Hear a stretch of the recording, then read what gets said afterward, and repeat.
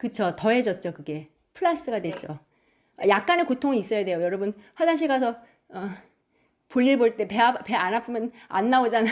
그러니까 원래는 적당히 아팠단 말이에요. 근데 너무 아파진 거지, 아기 날 때. 또 하나 있어요, 제가. 벌이 또 하나 있어요. 뭘까요? 하와가 받은 벌이 뭘까요? 또 하나 있는데.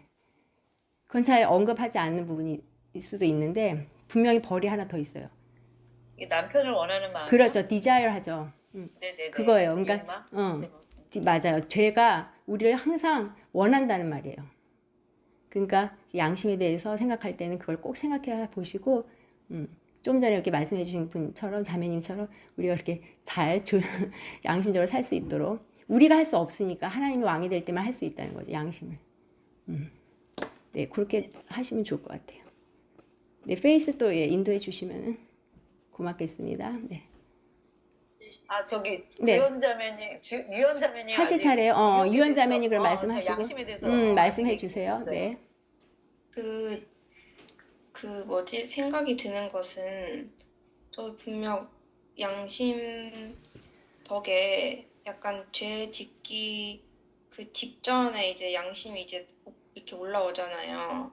그럼 이제 제가 죄를 짓는 거 보면 그 어떻게 보면 그 양심을 어겨서 지었을 때 뭐 따라오는 부끄러움과 이제 뭐 죄책감과 이렇게 이런 게 따라오는데 또 아까 얘기했던 것처럼 저 양심을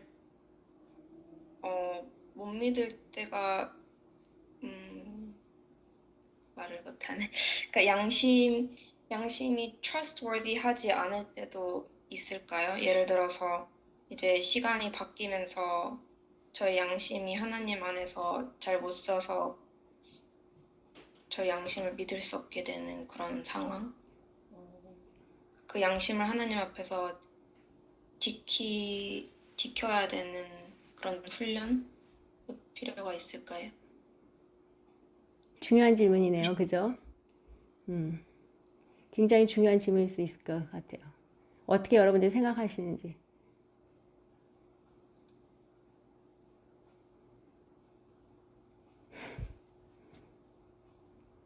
양심의 개념이 내가 스틸 왕이고 양심이 따로 있다고 생각하면은 엄청나게 어려움을 빠질 거예요.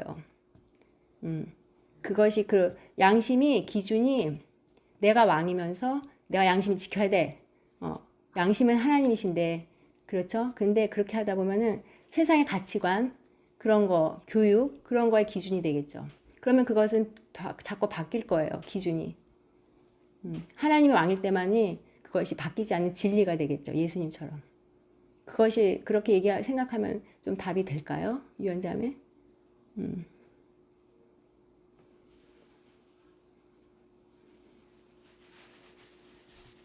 좀 어떻게 보면 추상적인 걸 수도 있는데 굉장히 중요한 질문이에요. 왜냐하면 보통 세상 사람들이 그렇기 때문에 양심을 못 지킨다고 생각하고 괴롭거든요. 어제는 지켰으나 오늘 못 지키게 되는 거가 많고 내가 양심은 지킬 수 있는 게 아니거든요. 하나님이 왕일 때 양심이 지켜지는 거죠. 그분이 진리니까. 근데 나는 내가 주인이야. 내가 왕이지. 그래서 내가 양심을 한번 지켜봐야지 하면은 그 양심이라는 게 흔들리겠죠. 왜냐면 때로는 친구들이 피어 프레셔로 인해서 저게 옳다고 생각하면 따라갈 수밖에 없기 때문에.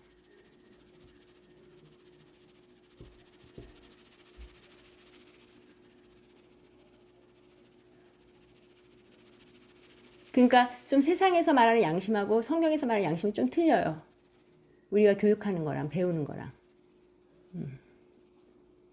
그러니까 예수님이 길이요 진리요 생명이라고 하실 때 진리, 트루스, 아까 말한 트루스 월리 그것은 기초가 하나님의 서 있을 때만 지킬 수 있는 것이지 그 외의 거는 진리가 아니죠 사실. 고마워요. 좋은 질문.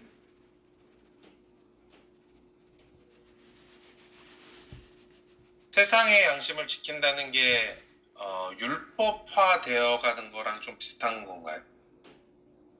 사실은 세상의 율법이라는 건 말이 그 퀘스천이 들고 율법은 하나님이 주신 귀한 거죠.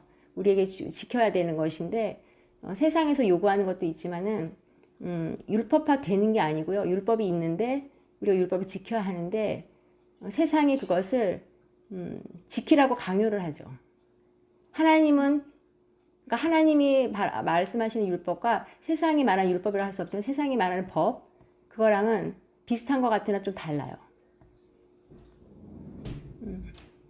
하나님이 주시는 율법은 우리를 살리기 위한 율법이고 세상이 주는 법은 우리를 말씀하신 대로 통제하기 위한 것이죠.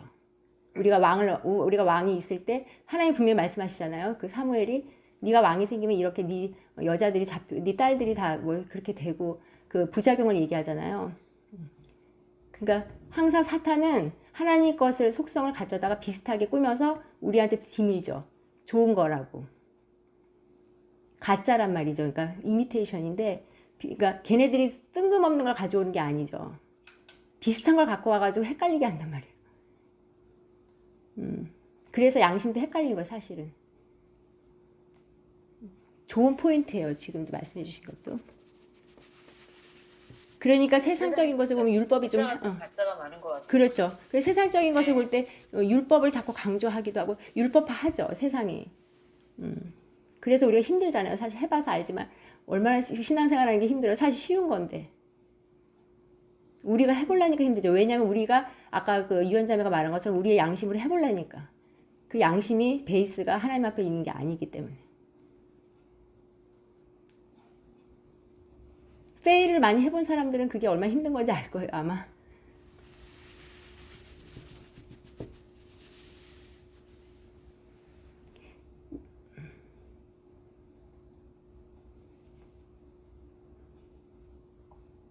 네, 저는 말을 다 했습니다.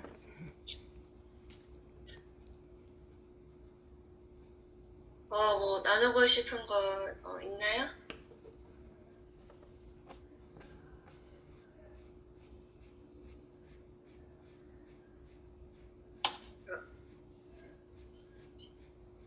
그럼 넘어가겠습니다. 죄 짓기 전에 하나님 마음과 사람 마음의 상태 그리고 죄 지은 후에 하나님 마음과 사람 마음의 상태 차이는 무엇인가?